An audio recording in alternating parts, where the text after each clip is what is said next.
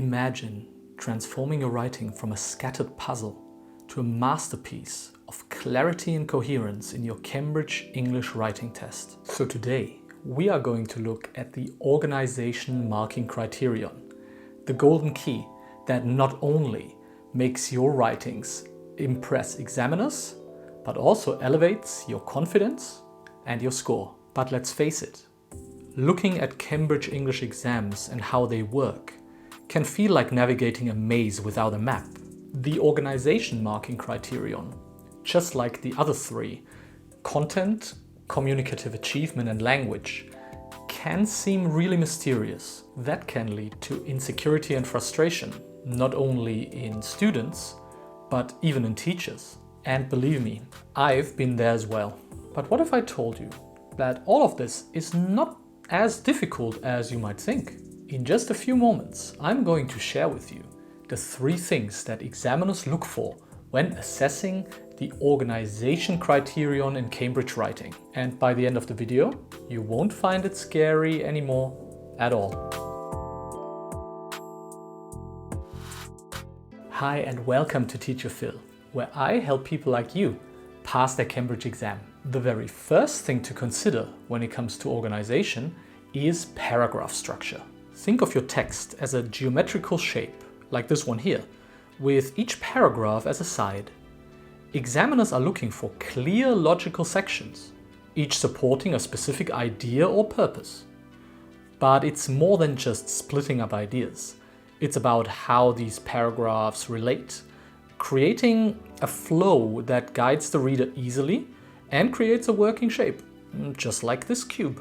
So the most essential thing you can do in your writing is to give your text a very basic and organized paragraph structure. To do this quickly and without wasting too much time, simply create a plan before you even start writing.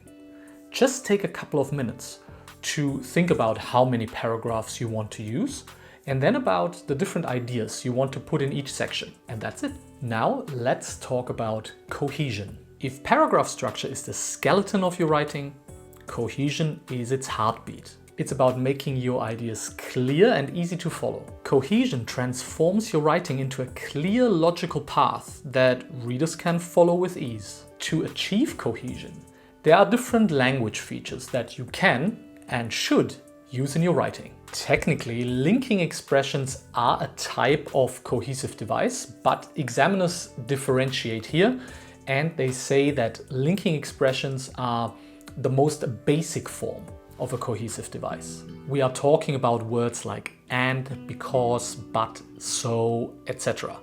Basic conjunctions we can use to connect our ideas within a sentence. Other cohesive devices describes more advanced techniques to link ideas. For example, more uncommon linking expressions like furthermore, it may appear, or as a result. However, other cohesive devices also includes language that we typically wouldn't expect at lower levels, such as reference pronouns, substitution, ellipsis, or repetition, like in these example sentences. And then there are also other organizational patterns, and that's where we get into really advanced territory. One great example of these other patterns is arranging sentences in climactic order. In this paragraph, you can see how the writers let their argument escalate more and more from just a small increase in atmospheric temperature to dozens of destroyed cities and profound changes to our lives because of climate change. Other organizational patterns also include techniques like parallelism, which is the repetition of grammatical elements. For example, you can repeat certain words directly, or repeat grammatical concepts like adjectives. To fully nerd out over this, another more advanced organizational pattern would be the use of rhetorical questions to either set up your own answer, make a statement rather than a question, or to elicit an emotional reaction from the reader. Rhetorical questions work very well at the beginning of paragraphs to set up your own argument. If you want to get started with your own practice right away, then let me help you. you can download my free writing cheat sheets for B2 First and C1 Advanced and just get started straight away. The links are in the description box below. Okay, so now, armed with all this new knowledge, let's have a look at some real examples and let's check how I look at these different writing tasks from A2 key all the way to C2 proficiency. Let's see how those candidates do well and what they can still work on in terms of organization. But first, let's have a quick look at the different marking descriptors for the organization marking criterion in Cambridge Writing. As you can see, the criteria are similar from one level to the next, but the requirements become stricter and stricter. For example, what scores 5 marks in B1 preliminary only gets you 3 marks in B2 First and just 1 mark in C1 Advanced. We can see this pattern again and again, so it becomes clear that the exams follow a logical progression. And you have to demonstrate that you have improved with each exam. So now, let's have a look at 5 examples, starting with A2 key and going all the way to C2 proficiency. After that, I'm going to guide you on your next steps when it comes to Cambridge Writing. Hello everyone, and welcome to my desk and to my computer. So let's get started, and you can already see on the screen there's an example of a story task, and also an example answer for A2 key.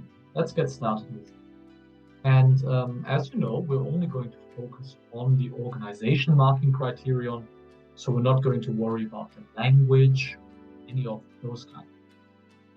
So in this kind of task, in a story task in A2 key, the candidates always get 3 pictures and they have to write a short story based on those pictures. As you can see, it says there, write 35 words or more, so there's a minimum of words. If the candidates can write a little bit more, that is welcomed. So in terms of organization, I think the candidate does a really good job here, and I think that the candidate should receive 5 out of 5 marks in the organization. There is a really good coherence to the text, and cohesion. Everything is well connected. There are different words that help us make those connections. And remember, at A2 key level, the requirements are not very high. So we work here with very basic expressions, and if the examiner can see those basic expressions, that's all we need. So for example, we can see that there are certain time expressions. For example, we have here last Saturday, or it says here when we arrived, or in the last sentence we start with then. All these time expressions, they help us understand the sequence of events. So for this level, this is already pretty high and pretty good. There are also some other linking expressions. For example, first, then we went. There's also a conjunction here, and so I think, even though there are not a lot of basic linking expressions, there are a lot of linking expressions that we might not even necessarily expect at that level. So we have different time expressions. We have other words that help us sequence the events, like first and then. And there's also this basic expression. So at this level, I am quite impressed, and I would give this candidate 5 out of 5 marks for organization. So with that, let me just organize the next one, and I'll see you in a second for B1 preliminary. Okay, and here we are with an example for B1 preliminary. Now you can see on the left the email task, and then on the right you can see the example answer. In these B1 email tasks, they always work more or less in the same way. you get this email typically from maybe a friend, a teacher, and you have to write a response. In that response, you have to focus on different things, and you always get these very short notes here or annotations on the side that help you. Yeah. So here on the right, we have this example answer by this candidate called Nicholas. And again, we're only going to focus on organization. And just as in the previous one in A2P, here in B1 preliminary, I think the candidate does a really good job. The text, as you can already see, has like a basic paragraph structure. Yeah, it's almost like each sentence is a paragraph, but I think that each sentence deals with a different idea. So I think it makes sense to separate them in this way. So that is already one thing. As you remember earlier, I said paragraph structure is the most basic thing that you need to think about when you write your text. So that is already in place. There are also different linking expressions in this text. You have here, for example, you have an and. Here we have so. We have although. Sorry, arrow gets in the way here. And there are also some other cohesive devices as well. Yeah, there are certain pronouns there as well. So here, when we say here, it would be a great idea. Yeah, it referring back to going to the rock concert. Yeah. I think there might be another one. No, but there are also other linking ideas that even connect the ideas of the candidate across paragraph. Yeah? So for example, here in paragraph 3, the candidate finishes with my family. Yeah, I broke my leg climbing the Alps with my family. And then the following paragraph continues with speaking of family, which is a great way of connecting these two ideas with each other. Or here again, it says, I haven't seen them for a while. Yeah? So it says, can you email me, how is yours? I haven't seen them for a while. Again, here we have a pronoun that refers back to the family. And it's a really nice connection from Nicholas's own family to Sandy's family. I think this is a really clever thing the candidate does here. And that's why I would also give him 5 out of 5 marks for organization. Really good try. And again, remember, this is B1 level. So again, we don't expect a great piece of literature. The language level is still intermediate. We expect mistakes, and mistakes are okay. But I think in this example, this is already a very strong try in terms of organization. With that, let's move on to B2 first. And here we are with an example essay in B2 first. You can see in this example, I've already underlined a few things because now the texts get a little bit longer, and just so we don't miss anything, and so you can follow a little bit more easily, I've already underlined these things. So again, I think in terms of organization, we are looking at a very, very good example of an essay in B2 first for several reasons. So when we get to B2 first, the use of basic linking expressions is basically taken for granted. So at B2, we start to expect some more advanced organizational patterns and techniques. And I think in this example here, we definitely see some of those. So for example, we can see that there are different strategies to avoid repetition. Yeah, for example, through ellipses like here, where we use the word one, instead of repeating the word industry, for example, yeah, we can say here, the fashion industry is seen as an industry which segregates people. So instead of repeating the word industry, here the candidate uses this word one, which is a great way of avoiding that. Yeah, it's something that the examiners like to see. We can see some reference pronouns as well. I've underlined an example here at the beginning of the second paragraph, where the candidate uses it, again, in place of the fashion industry, again, to avoid the repetition of that issue. And there is also a lot of referencing in general, when it says in this context. So we have this whole first sentence, and then in the second sentence, the candidate refers back to it, I think, in this context. We have here other expressions. When we say such profitable business, referring back to the fact that the fashion industry generates millions of dollars every year. Here it says for those who. We basically refer to those people that might be critical of the fashion industry. Or when we say here such situation, it refers back to the situation that is described earlier. The situation that segregates people, isolates those who don't fit with their laws and commands. So these are all good examples.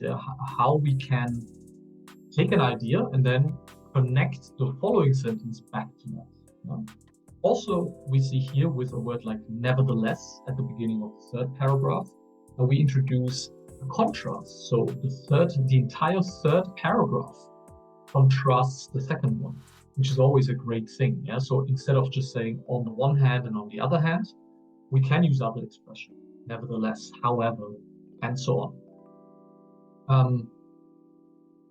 I think also in general, when we read the whole text, and of course you can take a second and pause the video to read the whole essay, we can see that the candidate makes a lot of connections between fashion, the fashion industry, finance in fashion, society and the industry. So there are many nice connections the candidate creates throughout the text. And so I think it is really a very coherent whole that we see in this text. Everything makes sense together and everything follows a logical. So I think here again, the candidate does a great job. I would give 5 out of 5 marks. So we've had, so far we've only had great examples.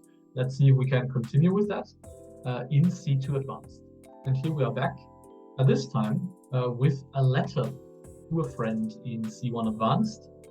And as it is a letter to a friend, of course, we have to write in a bit of a more informal way. So the language changes here a little bit. But of course, our requirements for organization, they don't change, no matter if we write in a formal or an informal. So when we look at this letter here, we have to remember that again, we're jumping up one level to C1. So the requirements become even higher. And so when I look at this example task, I see a lot of the same things that we saw in the B2 task before. I think the first thing that comes to mind here again is the very good paragraph structure that the candidate uses. And you can see that I've underlined the first sentence in each of the main paragraphs. I think this is really, really good to give your text a structure like this. Starting with first of all, secondly, and then even in the last topic paragraph, you can also see that the first sentence clearly states what the paragraph is going to talk about. So we see that in all 3 main paragraphs where there are these 3 different suggestions. And this helps the reader a lot, just following the ideas, because it is clear from the beginning what the next section is going to be. So I think the candidate does a very, very good job here. And I've also underlined a couple of examples here again, where the candidate does a really good job avoiding repetition. So I think that is very good. And at C1 Advanced level, things like basic linking expressions, that is just a given. Like I don't even have to look at this anymore in that way. There are plenty of them. For example, here where we have and, we have other expressions like as it is winter already. And so throughout the text, we can find these. I'm not going to go into too much detail with these more basic patterns. So the thing here is that I believe the candidate could have done more, and use a wider variety of structures and organizational patterns to score higher marks. So I would give the candidate here either 3 or perhaps 4 marks. Because as I said earlier, I think here we find ourselves in terms of organization at a similar level to the previous text.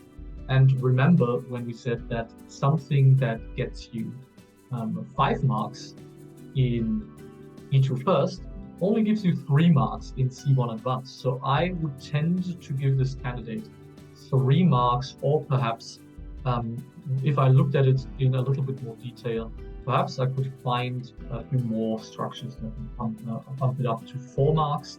But I think we are in this range here. It is a solid attempt. I'm not saying that it's a bad letter or anything, but I think the candidate could have done a little bit more to get even higher marks for organization. Okay, we have 1 level left, C2 proficiency. Let me get that ready for you, and I'll see you in a second. Okay, and we are back for our last example. This time C2 proficiency. I went back to an essay because I have to say that this is a really impressive piece of writing that I found there. So I wanted to share that with you. Again, I've already highlighted a couple of things, but in this text, it is really difficult to just pick out single expressions or words that make the organization of the essay great. It is more of a general thing that we need to consider here. So I think that, again, when we start with the most basic thing, paragraph structure, I think here the paragraph structure really gives the text a good organization, and we have these clearly separated ideas, which still help the candidate develop their argument really well. In each paragraph, the candidate looks at an argument, or they give their opinion, and then they explain it a little bit more and go into more depth. So some people find it important to obey the rules, to do what others consider proper. That is the idea. Then there are a couple of examples. In the second paragraph, we see with however there's a contrast. And it says it should be noted, that there are cultural differences, that perhaps something that is okay or considered to be okay in one culture might be offensive in another culture. And so we have to be careful with that as well. And the candidate explains this a little bit. So it says here, the key to avoiding conflict, it seems, is imaginative. So here we even get to a little conclusion within the paragraph, which is amazing, which is a really great way to do this. Great way of doing it, because each paragraph in itself is like a mini essay, and together they created this really coherent whole of a text. Also, something that candidates sometimes underestimate a little bit is that what you say in your introduction, if you ask a question or if you introduce a topic, you have to refer back to that in your conclusion. And the candidate does this here very well as well. How should we behave in society? Should we follow the norms or maybe not?